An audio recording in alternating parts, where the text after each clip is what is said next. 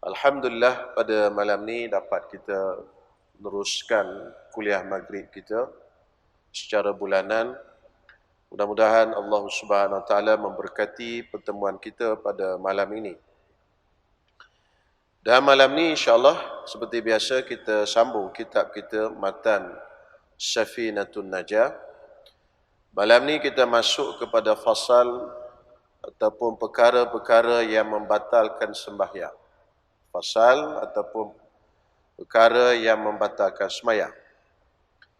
Qala al-musannif rahimahullahu taala wa nafa'ana bi ulumihi wa bi barakatihi fid dharain amin.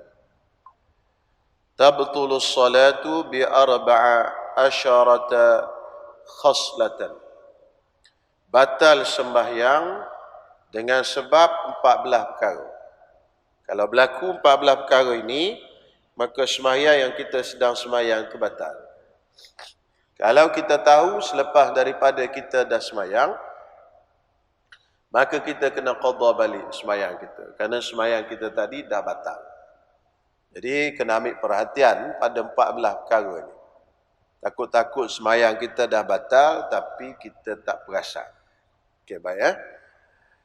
Yang pertama, bil hadathi, dengan sebab hadas. Apabila berlaku hadas, maka batallah sembahyang seseorang. Sama ada hadas itu hadas kecil atau hadas besar. Hadas kecil maknanya batal wudu. Tengah-tengah dia duduk sembahyang, batal wudu. Berlaku perkara yang membatalkan wudu yang 4 perkara. Keluar sesuatu daripada kubul atau dubur. Bersentuh kulit lelaki dengan kulit perempuan yang dewasa keduanya tanpa berlapik. Yang ketiga, menyentuh kemaluan anak Adam. Dan yang keempat, hilang akal, melainkan dengan tidur yang tidak tetap papan punggung. Jadi biasanya kalau kita sembahyang, biasanya lah yang berlakunya, pertama, keluar sesuatu daripada 2 jalan. Sama ada keluar angin, kentut, ataupun keluar air kencing yang tak tus. Mungkin masa kita buang air tadi, tak apa tus kencing kita pun terus sembahyang. Tengah sembahyang, kita sedar, rasa keluar air kencing tu, sahab dia keluar. Kita sedar dia keluar. Mana bila keluar, batal lah sembahyang. Sama juga tengah sembahyang tu keluar angin kentut, batal lah sembahyang. Ataupun tercirit ataupun sebagainya, batal lah sembahyang. Ini yang biasa berlaku. Yang kedua, biasa berlaku juga yang kedua, tidur. Tidur dalam sembahyang. Terutama sekali sembahyang tarawih. Ini nak masuk bulan Ramadan ni, kadang-kadang duduk tengah sembahyang tidur. Kan, tengah-tengah kita sembahyang tu tertidur. Jadi tidur tadi tak tetap papan punggung. Contohnya tahiyat akhir. Duduk tahiyat akhir, mengantuk tuan-tuan semua, buka puasa makan banyak tadi, semua makan. Apa saja yang ada atas dunia ni makan belaka. Kerana buka puasa ni seronok makan. Sebab dia lapar kan. Jadi makan, dah kenyang, sembahyang tarawih mengantuklah. Jadi tertidur. Bila kita duduk tahiyat akhir tertidur, batal lah sembahyang kita. Batal sembahyang. Sebab apa? Sebab tidur tadi tak tetap papan punggung. Punggung tadi tak duduk atas lantai. Ataupun masa berdiri, boleh jadi juga tertidur. Imam baca panjang, dia tertidur. Mana alamat tidur? Mimpi. Mimpi alamat tidur. Sebab bila seseorang itu mimpi, tanda dia tidur. Kadang-kadang tu imam baca surah panjang. Kita pun lama pejam mata, itu mimpi. Balik kampung dah.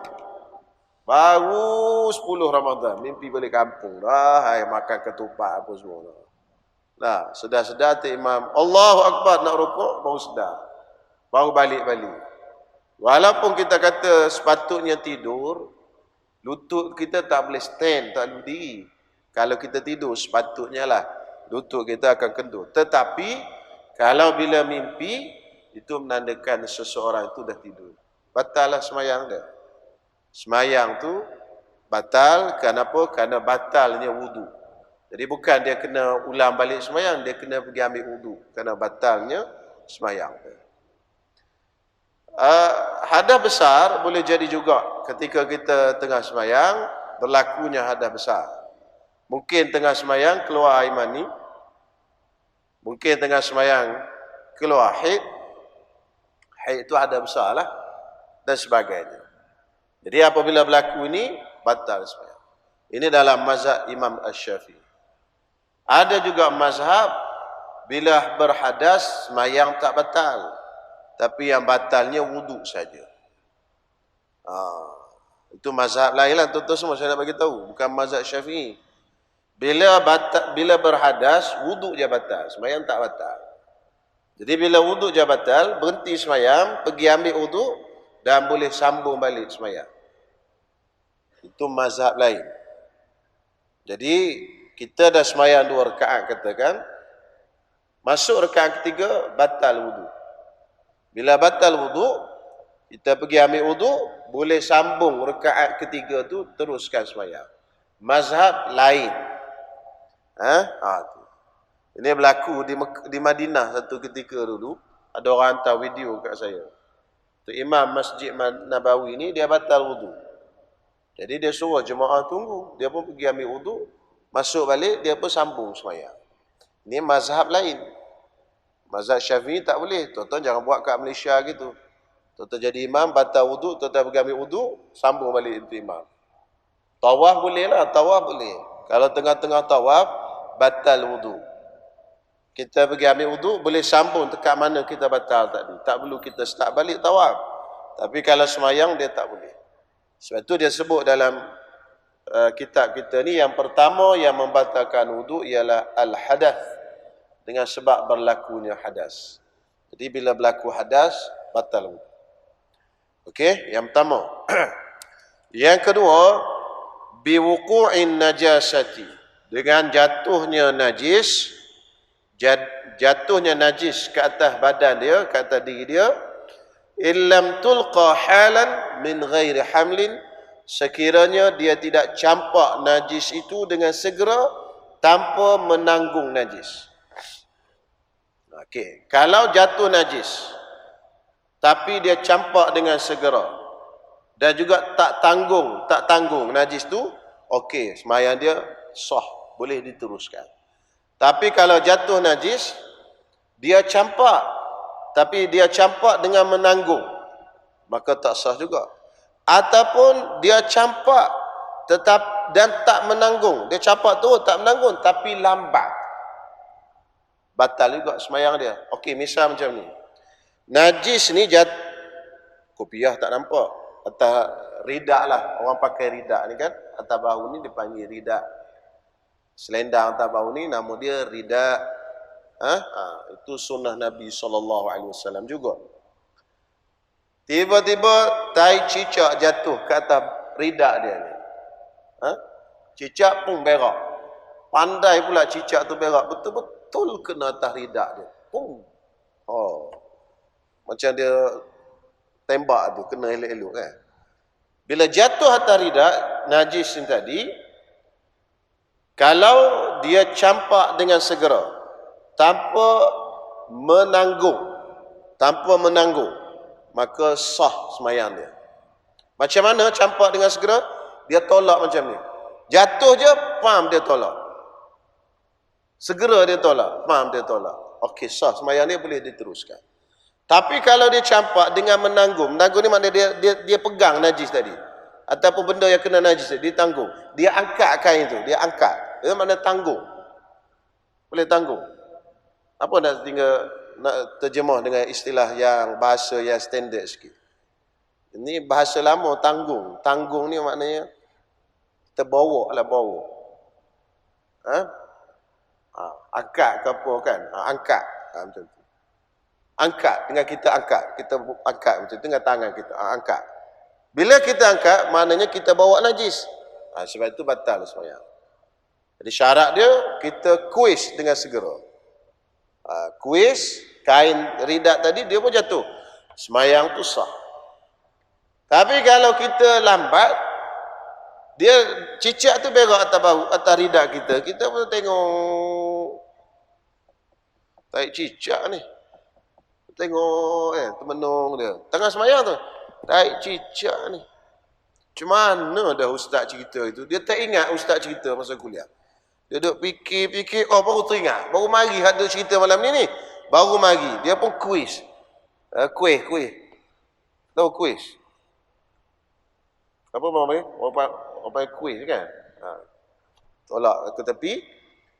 Lepas berlalu masa yang lama, maka semayang dia tu batal. Bila batal macam mana? Kena start baliklah semayang. Wuduk dia tak batal. Jadi berhenti, letak kain tu kat tepi dan sebagainya, kena start balik takbir. Allahu Akbar. Itu maksud batal semayang. Tetapi kalau situasi ni berlaku dalam masjid, kita kena batalkan semayang. Tak boleh kita kuis ataupun buang campak najis dalam masjid. Ingat tuan-tuan semua? Wa annal masajida lillah. Allah Ta'ala sebut sesungguhnya masjid itu milik Allah. Jadi rumah Allah. Tak boleh kita buang najis dalam rumah Allah. Kalau situasi tadi berlaku dalam masjid, tak boleh kuis macam tu. Mesti kena berhenti semayang dan keluar pada masjid, buang najis. Walaupun berhenti semayang, kalau semayang fardu hukumnya haram, tetapi mencampakkan najis dalam masjid pun haram. Jadi di antara dua haram ni diraikan, diutamakan haram buang najis dalam masjid. Kalau semayang boleh buat lepas ni. Kalau dah kotor masjid, habis. Jadi kita keluar dulu, buang najis kat luar, kita semayang semua. Tak boleh tuan-tuan semua, jangan campakkan najis dalam masjid. Ini kadang-kadang kita bawa najis dalam masjid, tak boleh. Dan najis, kalau tuan-tuan nampak tai cicak, misal kata ada tai cicak berak dalam masjid. Tuan-tuan nampak, apa hukum dia? Hukum tuan-tuan nampak tai cicak tu, wajib tuan-tuan, fardu ain, wajib pada orang nampak itu buang tai cicak tu. Bukannya panggil tok siap. Kan? Ni kita nampak tai cicak. Tok siap ni tai cicak. Tak. Fardu ain kepada orang yang nampak najis tu dalam masjid, buang daripada masjid. Itu disebut dengan jelas dalam kitab. Walaupun ada orang yang ditugaskan untuk jaga masjid. Tok siap lah kalau kita kat Malaysia ni. Tak wajib. Dia tak wajib dari segi bila orang tu tengok najis tu, orang yang tengok tu wajib buang najis tu daripada masjid. Jelas tuan-tuan semua? Ini masalah sikit, tai cicak ni. Masjid-masjid setengah-setengah banyak cicak. Maka Nabi SAW kata, siapa bunuh cicak pada pukulan yang pertama, maknanya pandai dia bunuh. Dia tembak pun mati tu cicak. Dapat pahala gini besar. Sunat bunuh cicak. Tuan-tuan semua, cicak sunat bunuh. Jangan bela cicak. Ambil bela kat dalam rumah. Cek. Kan orang kita ni pelik-pelik. Bela macam-macam benda. Tikus pun bela. Cicak pun bela. Ular pun bela. Tak ada kerja.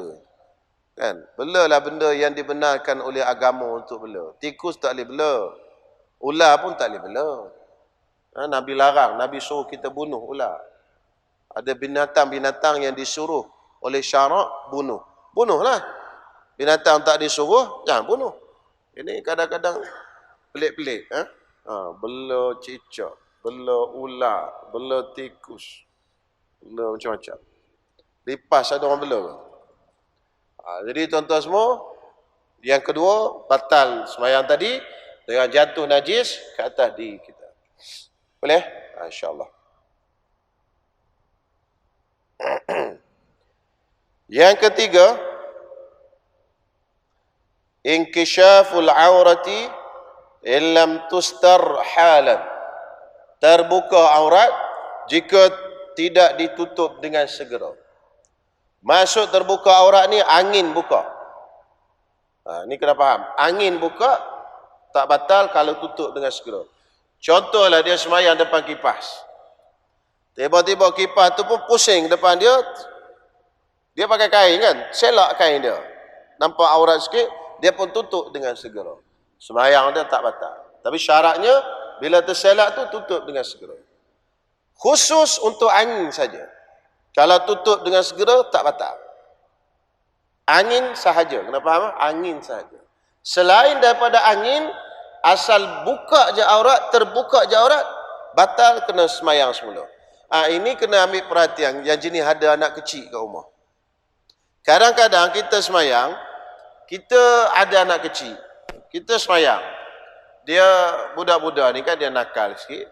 Dia selak kain kita. Pak dia tengah semayang, dia selak kain. Terbuka aurat. Mak dia tengah semayang, dia selak telekun. Terbuka aurat. Nampak lengan, nampak apa. Mak dia pun tutup segera. Ayah dia pun tutup segera kain. Terus semayang. Sebenarnya tak boleh dah, batal lah semayang. Sebab yang buka tadi manusia. Yang tutup dengan segera ini tak batal ni angin sahaja. Ataupun dia semayang tepi hutan, datang monyet selak kain dia. Sama juga batal terus. Sebab yang buka tadi adalah bukan angin. Selain daripada angin tak boleh. Asal terbuka aja batal terus. Ni banyak berlaku. Ada orang tanya, "Ustaz, saya semayang kat rumah. Anak saya pun selak kain, saya tutup dengan segera." Tak apa kan? Mana boleh?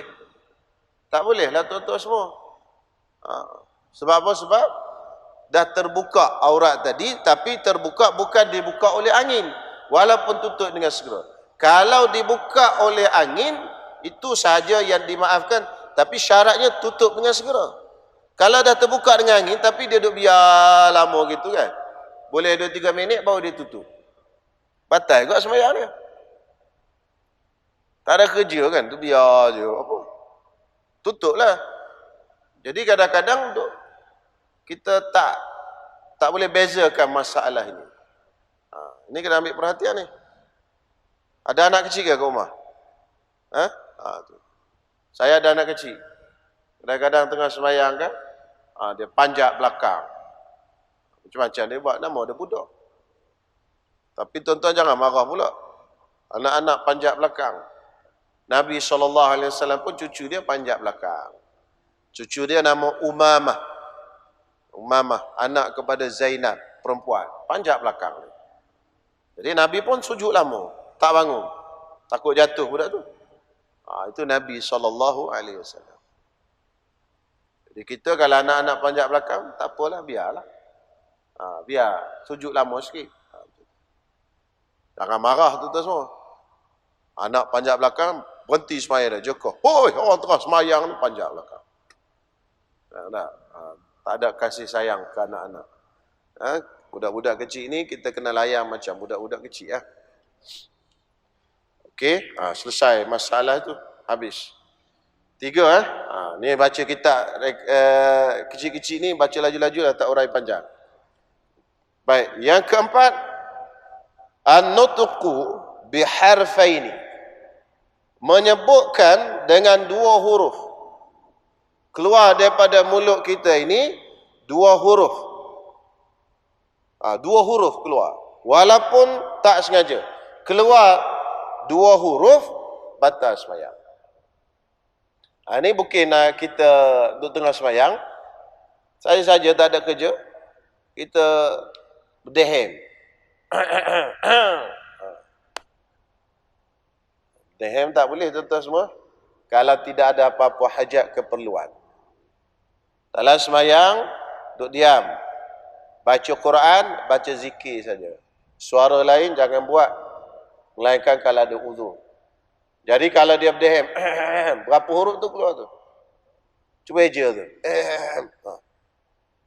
Kalau eja kok Jawi pun dah asalnya 4 je. Alif, ha, ya, mim. Tak ada hajat apa. Kalau ada hajat lain. Ataupun tak sengaja. Macam bersin kan. Bersin tak sengaja. Hacim. Tak apa. Tapi jangan buat-buat pula. Ada jenis orang dia bersin. Lepas tu dia sambung pula kat belakang. Hacim. Ada ekor bersin dia. Ekor tu tak boleh batal sebenarnya. Yang tak batalnya ialah kalau keluar bersin tu memang bersin betul. Bersin kan kita tak boleh nak kontrol. Tapi kalau keluar benda yang lain daripada itu, batal. Menguap. Menguap kan, menguap ada bunyi tak Pak Bos? Tuan-tuan semua, menguap ni asalnya ada bunyi tak? Tak ada kan? Dia itu ya. Tapi ada orang menguap dia bunyi. Wah, bunyi. Macam raksasa bunyi. Batal sembahyang tuan-tuan semua. Kena ingat elok-elok. Menguap, tutup mulut elok-elok. Jangan keluar satu bunyi pun. Kalau dah tutup, terkeluar juga. Itu lain cerita. Ini memang dia sengaja buat. Tak boleh. Hati-hati. Menguap dalam sembahyang. Kalau keluar dua huruf, maka batal sembahyang. Au harfin mufhimin. Ataupun satu huruf. Tetapi satu huruf ni boleh memberi faham. Bahasa Melayu tak ada. Saya rasa tak ada bahasa Melayu. Satu huruf, tapi orang faham. Kalau bahasa Arab ada. Misal kata orang Arab sebut huruf qaf, satu baris bawah. Qaf baris bawah. Qi. Bila dia sebut qi, maknanya jaga-jaga. Macam tu. Satu huruf je, tapi orang boleh faham. Qi. Jaga-jaga. Ataupun i. Ain baris bawah. I. Itu ada makna dia. Ataupun fi. Fa baris bawah. Fi. Ada makna. Fi mana tunaikan. Minal wafaid, asalnya perkataan wafa, fi tunaikan. Jadi Arab ada bahasa dia yang pendek-pendek satu huruf tapi ada makna dia. Orang Melayu ada tak? Bahasa Melayu ada?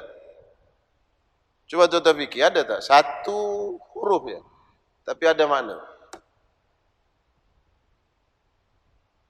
Ada? Tak ada kot. Ya lah kot. Huruf ya. Nak makan ke?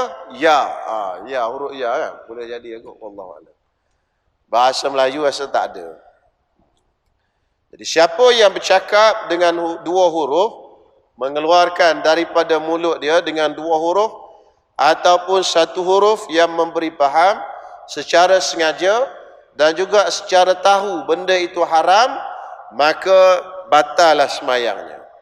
Tetapi kalau tak sengaja, dimaafkan sampai kepada 6 kalimah. Kalau dia tak sengaja. Misalnya macam ni. Dia ni kalau, ni contoh je ni tuan-tuan semua. Dia ni, kalau isteri dia panggil, dia mesti menjawab. Bini panggil, dia jawab. Bini panggil, dia jawab. Dia jadi lekat tabiat. Satu hari dia tengah sembahyang. Allahu Akbar, sembahyang duha. Bini pun tanya, bang nak makan apa ni? Dia pun terkeluar, terjawab. Tak sengaja. Nasi goreng, kata dia. Nak makan nasi goreng. Jadi, dah terkeluar daripada mulut. Orang panggil apa? Orang Melayu panggil terlatah. Latah lah kan? Tak sengaja keluar. Lepas keluar tu baru dia perasan dia tengah sembahyang. Tapi dia jawab tadi, nak makan nasi goreng. Baru 4 patah kalimah. Nak makan nasi goreng. Itu tak batal lagi sembahyang. Syaratnya tak sengaja. Kalau sengaja tak boleh juga. Jadi kalau tak sengaja boleh lah. Ataupun orang datang ke rumah. Jadi dia sembahyang dekat pintu. Orang pun ketuk pintu. Assalamualaikum. Dia pun dah biasa. Bagi salam je jawab. Waalaikumsalam. Waalaikumsalam tu bercakap dengan manusia. Percakapan dengan manusia. Tetapi dia tak sampai 6 kalimah. Waalaikum assalam. 2 saja. Jadi 2 kalimah. Tak batal lagi sembahyang. Dengan syarat dia jawab tadi tak sengaja. Terkeluar daripada mulut, dia boleh teruskan sembahyang. Tetapi kalau sengaja, satu huruf tadi pun dah batal kalau memberi faham. Ataupun 2 huruf walaupun tidak memberi faham, batal. Yang tak batal ni kalau tak sengaja. 6 patah kalimah. Ini mazhab kita Imam Syafi'i. Mazhab lain, lagu lain pula. Ada hak jenis bercakap dalam sembahyang boleh. Kan? Tak tahulah, wallahu alam. Mazhab, saya pun tak tengok mazhab lain macam mana. Cuma kalau tuan-tuan pergi ke Mekah, kan macam-macam jumpa. Saya 1 tahun pergi ke Mekah, duduk sebelah budak muda. Sorban, pakai serban tu atas kepala. Besar, jubah. Kan? Orang Arab lah.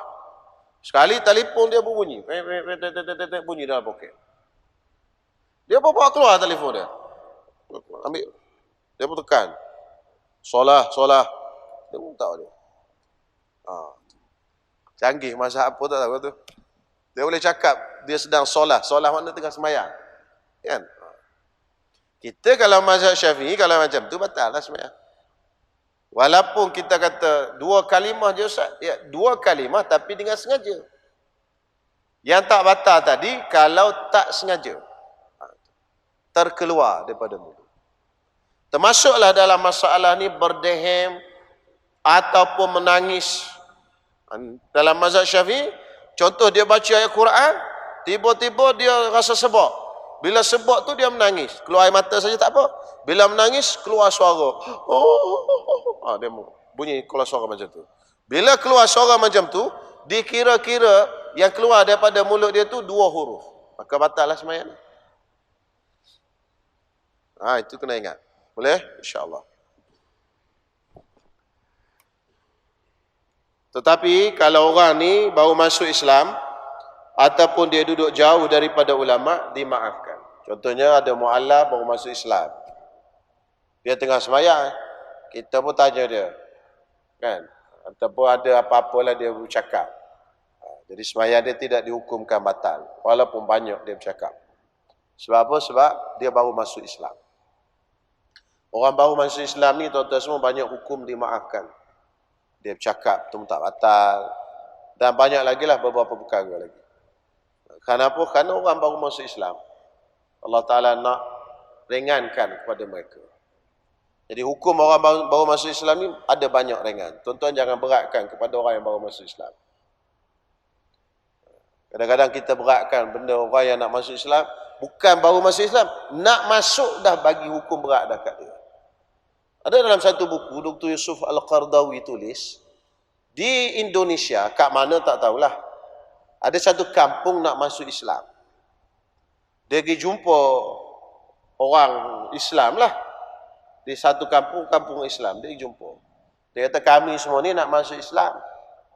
Apa yang perlu kami buat? Kan? Dr. Yusuf Qardawi tegur cara dakwah yang salah. Jadi orang kampung tu jawab, kalau nak masuk Islam, mula-mula sekali kena bersunat. Kena bersunat. Tulis, Dr. Yusuf Qardawi tulis dalam kitab ni. Orang tu, orang yang nak masuk Islam ni, satu kampung, apa bersunat? Orang tu cerita lah, nak bersunat kena potong apa semua ni. Jadi tak jadi masuk Islam satu kampung. Tak jadi. Sebab apa? Salah teknik. Cerita benda berat dan menakutkan. Takut tuan-tuan semua. Anak kita, anak bersunat tu takut. Tapi dia dah biasa kan. Pasal duduk dalam keluarga orang Islam apa semua. Okey lah. Tapi benda macam ni takut. Apa ada cerita benda? Ni belum masuk Islam lagi. Kalau orang nak masuk Islam, tuan-tuan semua, ajar mengucap je. Asyhadu an la ilaha illallah wa asyhadu anna Muhammadar Rasulullah. Cerita sikit tentang akidah Tuhan kita Allah, Nabi Muhammad, Nabi kita, rukun Islam, rukun iman, cukup lah. Jangan ada cerita satu biji kitab fiqh satu hari tu. Kita ni pun tak tahu apa lagi kan. Ni cerita apa? Semayang 13 rukun, wudu ini, pening kepala dia tuan-tuan semua. Selesai dia masuk Islam, okey. Dia ajarlah sikit-sikit, ambil air semayang, besok mandi wajib. Lepas tu ajak mari ke masjid, mula-mula tengok dululah, tengok semayang dulu. Tengok, ikut-ikut je, tak payah baca apa. Orang rukuk-rukuk, gitu je. Sunat ni, 3-4 bulan lepas tu ceritalah. Orang Islam ni, kita kena berkhatan. Dia pun dah okey dari Islam, suruh apa pun tak apa. Ini baru-baru nak masuk tuan-tuan semua. Suruh bersunat. Lepas tu cerita pasal zakat. Ini cerita Allah yarham Ustaz Ismail Kamuh ni. Saya tak tahulah di mana berlaku. Dia cerita kat saya.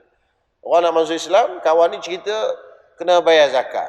Oh dia kata tak masuk Islam lagi dah nak pau. Kata dia. Tak hati ya, dia masuk Islam. Habis itu baik. Yang kelima, bil mufattiri amdan. Dengan melakukan perkara-perkara yang membatalkan puasa secara sengaja. Bila kita buat benda yang membatalkan puasa secara sengaja, batallah sembahyang kita. Apa yang membatalkan puasa? Makan, minum, memasukkan sesuatu ke dalam rongga. Tapi susah juga sebenarnya. Sebab rongga kita ni yang batal puasa, kalau hidung, dia lepas daripada ni, khayshum ni.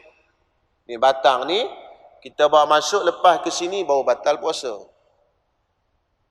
Jadi jari kita ni, masa sembahyang kita korek-korek hidung kan, contoh kata hidung kita korek. Jari kita ni, dia tak masuk lebih pada khayshum ni. Ni batang ni, nama dia khayshum. Kalau lepas pada tulang ni, barulah batal puasa. Batal puasa dan batal sembahyang. Saya rasa tak ada jari yang boleh tembus sampai sana. Ada jari dia korek masuk, masuk lagi. Sampai ke sini.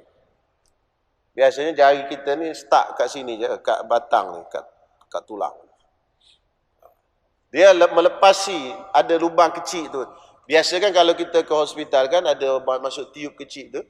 Dia masuk lepas tu, barulah batal puasa dan batal sembahyang. Jadi batal puasa dengan masuk dalam rongga ni susah. Ada. Puasa pun sama juga. Ada ni kan nak masuk bulan puasa ni. Antara benda yang orang selalu tanya, korek hidung. Ustaz, korek hidung batal tak puasa? Korek hidung kalau dengan jari tak batal sebab tak boleh masuk lepas. Walaupun kita belajar daripada kecil dulu, korek hidung batal puasa, korek hidung batal puasa. Tapi korek tu ada hak dia lah. Galibnya dengan tangan tak lepas. Jadi yang takutlah tuan-tuan semua. Kadang-kadang bulan puasa takut. Hidung gatal, nak korek kan takut batal. Tenyih kat sening dia, hidung. Sebab apa? Sebab dah gatal, tak tahu nak buat apa macam mana. Tenyih lah tuan-tuan semua. Tak apa, korek boleh. Telinga pun sama.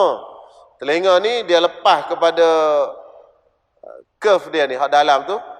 Apa saya nak cerita, nama dia. Dia tanya doktor lah, doktor tahu lah. Kan? Dia punya lubang tu, hak lepas tu. Lepas habis lubang tu. Lepas pada lubang, dalam tu. Baru batal. Lepas tu dia panggil had batin. Jadi belum sampai situ, tak batal lagi. Jadi biasanya kalau korek dengan jari, dia tak lepas. Mungkin kalau korek dengan kata mbak apa semua, mungkin lepas lah kot. Tapi kalau korek dengan jari, dia tak lepas. Jadi telinga pun sama, tak batal.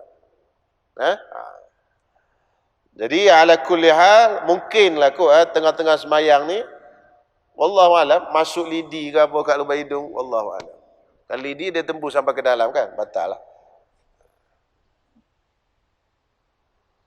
Apa lagi batal puasa? Batal puasa ni muntah dengan sengaja. Jadi kalau tengah semayang, dia korek-korek, muntah, batal lah puasa. Tapi kalau termuntah, tak batal puasa. Bila tak batal puasa, tak batal lah semayang. Jadi muntah yang batal tu kalau kita sengaja muntah. Bukan asal muntah je batal puasa.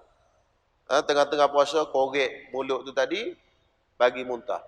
Jadi saya nak bagi perhatian sikit kat tuan-tuan semua. Bila pagi-pagi tu kan kadang-kadang gosok gigi. Gosok gigi. Ada hak jenis gosok gigi ni, bila masuk je buah gigi, dia muntah. Muntah ni mana keluar sesuatu daripada perut. Tak semestinya keluar makanan. Jadi kalau boleh, kena gosok gigi sebelum subuh lah kalau orang macam ni. Sebab ada orang yang jadi bila masuk, bunyi kan. Dia bila masuk je buah gigi, muntah. Bukan muntah keluar nasi, keluar air tu kira muntah dah. Pernah tengok macam tu? Pasal masuk bilik air je bunyi. Bunyi. Saya duduk universiti dulu, pening kadang-kadang kawan-kawan jenis gosok gigi ni, asal masuk gosok gigi je muntah. Bukan muntah keluar makanan, keluar air gitu. Itu pun dah dikira muntah. Jadi kalau orang macam ni, seeloknya lah untuk mengelakkan batal puasa dia, dia gosoklah sebelum subuh. Okey, habis di situ, batal melakukan perkara yang membatalkan puasa, maka batallah sembahyang dia. Yang keenam, al-uklil kathiri nasian. Makan yang banyak dalam keadaan terlupa. Ataupun sikit tapi sengaja, batal puasa. Jadi batal puasa, batal sembahyang. Semayang ni bila kita makan batal, tapi dia ada dua keadaan makan ni. Kalau kita makan dalam keadaan terlupa. Dalam keadaan terlupa, bila banyak baru batal. Kalau sikit tak batal. Tapi kalau sengaja sikit pun batal. Macam sebesar biji lenga tu, biji bijan tu, kita duduk dalam mulut kita baru lepas makan kuih bom. Kuih bom Tahu kuih bom? Tok bulat tu kat luar tu ada biji bijan tu. Kampung saya panggil buah jitun. Tahu? Bahasa Kelantan tu. Kampung saya. Sini orang panggil bom. Jadi kuih bom ni kat luar dia ada biji lenga. Kita makan. Lepas makan, terus main semayang. Tak berkomo apa semua. Elok tengah semayang, dia keluar biji lenga tu celah gigi. Kan? Kita pun goyang-goyang, ada rasa kat lidah biji lenga celah gigi. Fikir, duduk dalam mulut tak apa lagi tuan-tuan semua. Duduk fikir. Nak buang ke nak telan? Kuih mahal sekarang ni. RM1 2 biji je. Dia akhirnya dia pun telan lah mahal kuih ni. Biji lenga pun kira bernilai kan ni. Bam dia telan. Maka bila dia telan tadi, walaupun sebesar biji lenga, batal semayang. Bijan. Sebab dia telan tu tadi dengan sengaja. Kalau makan dalam keadaan terlupa, banyak baru batal. Banyak ni kata ulama mungkin satu suap makanan tu, makan gum terlanyuk. Kan? Banyak, baru batal. Kalau sikit, tak batal. Kalau terlupa. Macam contoh biji lenga tadi, sikit. Bila dia tertelan, dalam keadaan terlupa, tak batal. Tapi puasa, banyak ke sikit, tak batal. Kalau terlupa. Ini puasa. Semayang, dia ada pecah dua. Kalau makan, dalam keadaan terlupa, tak batal, kalau sikit. Kalau makan dengan sengaja, sikit pun batal. Tapi kalau puasa, makan banyak mana pun terlupa, tak batal. Kita dah makan nasi Arab ni sepinggan dah habis. Nasi mandi tu, habis dah. Kambing, dua ketul kambing, nasi habis, siap minum teh. Tapi terlupa. Habis makan baru tengok, puasa ini tak batal. Sama ada puasa sunat atau puasa wajib. Tapi jangan duduk tengah makan teringat ni, buat lupa pula. Aku terlupa. Biasanya jarang orang terlupa sampai teruk sangat macam tu. Minum air je biasa terlupanya. Kan, dahaga sangat minum kan. Dia minum togok. Guk. Habis baru tinggal. Itu tak apa. Tak batal puasa. Itu rezeki Allah Ta'ala bagi kat kita. Tapi jangan duduk doa pula. Ya Allah, biarlah aku terlupa hari ni. Doa supaya boleh makan nasi kan. Boleh minum air. Jadi terlupa tu tadi, untuk puasa tak batal. Tapi untuk semayang, kalau makan, kalau sikit, tak batal. Kalau terlupa. Kalau banyak, tetap batal. Kenapa soalannya beza antara puasa dengan semayang? Kerana semayang boleh buat semula. Allah Ta'ala jadi beratlah sikit. Kenapa? Kerana semayang boleh buat semula. Batal, semayang semula. Tapi kalau puasa kan, kalau batal, nak buat, kena buat lepas Ramadan. Sebab tu, bagi puasa, ringan sikit hukum dia. Allah Ta'ala ringankan. Agama Islam ni, dia bukan agama yang menyusahkan. Contoh bab puasa, macam tu juga bab puasa dengan semayang. Kenapa semayang, kalau perempuan datang haid, dia tak kena qadha? Kenapa puasa kena qadha? Sebab puasa 30 hari setahun. Jadi kalau tinggal pun mungkin 7 hari, 8 hari. Hak nak waktu nak qadha ni banyak lagi. 11 bulan lagi boleh qadha. Tapi kalau semayang, setiap hari. 1 hari, 7 hari dia kata datang haid. 1 hari, 5 waktu. Jadi kalau dia nak kena qadha, tiap-tiap bulan nak kena qadha, susah. Agama Islam ni bukan agama yang menyusahkan umat dia. Jadi sebab tu ada beza antara semayang dengan puasa. Kenapa puasa bila ada tahid kena qadha? Semayang tak kena qadha. Sama di sini juga. Kenapa bila makan puasa banyak ke tak banyak, yang penting terlupa tak batal puasa. Tapi semayang kalau sikit je tak batal, kalau banyak tetap batal walaupun terlupa. Kan? Kenapa begitu? Kerana semayang ni boleh buat lagi lepas tu. Kerana dia masa dia banyak. Jadi benda tu banyak waktu lagi Allah Ta'ala ketatkan dan beratkan syaratnya. Puasa pula kerana dia dah sempit waktu dia. Kerana itu maka Allah Ta'ala ringankan hukum dia. Itu perbezaannya. Baik, habis di situ insya-Allah kuliah bulan depan pula lah sambung yang ketujuh, perkara yang membatalkan sembahyang yang ketujuh, pergerakan 3 kali. Insya-Allah saya akan terangkan macam mana bergerak 3 kali. Macam mana yang dikatakan bergerak 3 kali. Ini isu juga. Kadang-kadang tuan-tuan semua kita ada telefon duduk dalam poket jubah, poket baju kan. Terlupa nak silent. Kan? Lagu telefon pula lagu Hindustan. Subuh pula tu. Kan? Cori-cori pagi-pagi tuan-tuan semua. Nak main lagu Hindustan. Jadi dia punya takut nak tekan tu, takut batas sebenarnya dia duduk biar. Tak? Habis jemaah dalam masjid duduk goyang kepala. Lah Hindustan. Tuan-tuan semua. Kalau bunyi telefon dalam poket, turun je, tak ada masalah. Tutup. Angkat pun boleh lagi. Tak sampai 3 kali berturut-turut pergerakan. Angkat, tekan untuk berhentikan dia. Cuma jangan angkat, tekan, hello. Itu tak boleh lah. Hello kat mana? Ini banyak berlaku tuan-tuan. Jemaah komplain je. Sebab ada jenis yang terlupa silent kan. Jadi insyaAllah nantilah kuliah akan datang. Kuliah bulan depan. Okey, insyaAllah setakat dulu. Bismillahirrahmanirrahim. Alhamdulillahirabbil alamin. Wassalatu wassalamu ala asyrafil anbiya'i wal mursalin wa ala alihi wa sahbihi ajmain. Allahumma rabbana taqabbal minna innaka antas samiul alim wa tub alaina innaka antat tawwabur rahim.